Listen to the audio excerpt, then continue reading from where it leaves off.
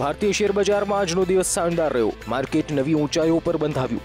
સેન્સેક્સે 21,500ની ઉપર all time high સપાટી દર્શાવી તો નિફ્ટી પણ 6,400ની ઉપર ક્લોઝિંગ આપવામાં સફળ રહ્યો। માર્કેટમાં એફઆઈઆઈનું બાઇંગ, એક સ્થિર સરકાર આવવાની શક્યતા, કરંટ એકાઉન્ટ ડિફિસિટના ઘટીને આવેલા આંકડા વગેરે સારા પરિબળોને કારણે માર્કેટમાં તેજી છવાઈ। સેન્સેક્સ દિવસને અંતે 237 પોઈન્ટ વધી 21,513 પર બંધાવ્યો। નિફ્ટી દિવસને અંતે 72 પોઈન્ટ વધી 6,401 પર બંધાવ્યો। તો ડોલર સામે રૂપિયો પણ 3 મહિનાની ઊંચી સપાટીએ પહોંચી ગયો છે। કેડમાં ઘટાડાને કારણે રૂપિયામાં પણ મજબૂતી જોવા મળી। ડોલર સામે રૂપિયો સવારથી જ તેજી સાથે ખુલેલો રૂપિયો આજે દિવસને અંતે 64 પૈસા વધીને 61.11ની સપાટીએ બંધાવ્યો। તેમાં 1%થી વધુની તેજી જોવા મળી। નિષ્ણાંતોના મતે જો શેર બજારમાં તેજી રહી તો રૂપિયો હજુ પણ મજબૂતી દર્શાવે તેવી શક્યતા છે। ડોલર સામે રૂપિયો ગઈકાલે 11 પૈસા વધી 61.74ની સપાટીએ બંધ રહ્યો હતો।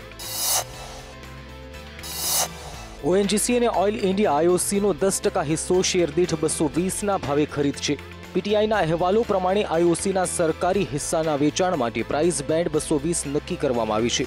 મહત્વનું છે કે ગત મહિને કેન્દ્ર સરકારે સરકારી oil company Indian oil corporation એટલે કે આઈઓસીમાં 10% હિસ્સો વેચવાની મંજૂરી આપી હતી। સરકારને તેનાથી ₹5,300 કરોડ ઊભા થવાની આશા છે। આઈઓસીના 24.27 કરોડ શેર્સ વેચવામાં આવશે અને ઓએનજીસી તથા આઈઓએલ બંને 5% હિસ્સો ખરીદશે। એર ઇન્ડિયાએ વધુ 7 એર હોસ્ટેસને નોકરીમાંથી કાઢી મૂકી છે। આમ ફેબ્રુઆરીની 24 તારીખથી માર્ચની 4 તારીખ દરમિયાન કુલ 16 એર હોસ્ટેસને નોકરીમાંથી પાણીચું પકડાવી દેવામાં આવ્યું છે, જ્યારે એક ક્રૂ મેમ્બરને પણ છૂટા કરવામાં આવ્યા છે। કામમાં મોડા આવવા તેમજ ફ્લાઇટ્સમાં ડિલે બદલ આ પગલાં ભરવામાં આવ્યા છે। એર ઇન્ડિયાના ધ્યાનમાં આવ્યું હતું કે ફ્લાઇટ્સ ઉપડવાના સમયે આવતી નથી, જેના કારણે પેસેન્જર્સને કલાકો સુધી રાહ જોવી પડે છે। આવનારા દિવસોમાં વધારેમાં વધારે કેબિન ક્રૂ તેમની નોકરી ગુમાવે તેવી શક્યતા છે। ગુજરાત સહિત દેશભરમાં 6.58 કરોડ પાન કાર્ડ ઇસ્યુ કરવામાં આવ્યા છે, જે પૈકી માત્ર 3.4 કરોડ કરદાતાઓ આવકવેરાનું રિટર્ન ફાઇલ કરી રહ્યા છે। જે કરદાતાઓ પાન કાર્ડ ધરાવે છે પણ રિટર્ન ફાઇલ કરતા તેમનું મોનિટરિંગ કરવાની કોઈ સિસ્ટમ આવકવેરા વિભાગમાં નથી। કરદાતાઓ કેમ રિટર્ન ફાઇલ કરતા નથી તે અંગે તેમને નોટિસો આપીને કોઈ ખુલાસાઓ પણ પૂછવામાં આવતા નથી। ઇન્કમ ટેક્સના પાન કાર્ડનો મોટા ભાગે પુરાવા તરીકે જ ઉપયોગ કરવામાં આવી રહ્યો છે। બીજી તરફ ટેક્સેબલ ઇન્કમ ન હોય તેવા કરદાતાઓ પણ પાન કાર્ડ ધરાવે છે।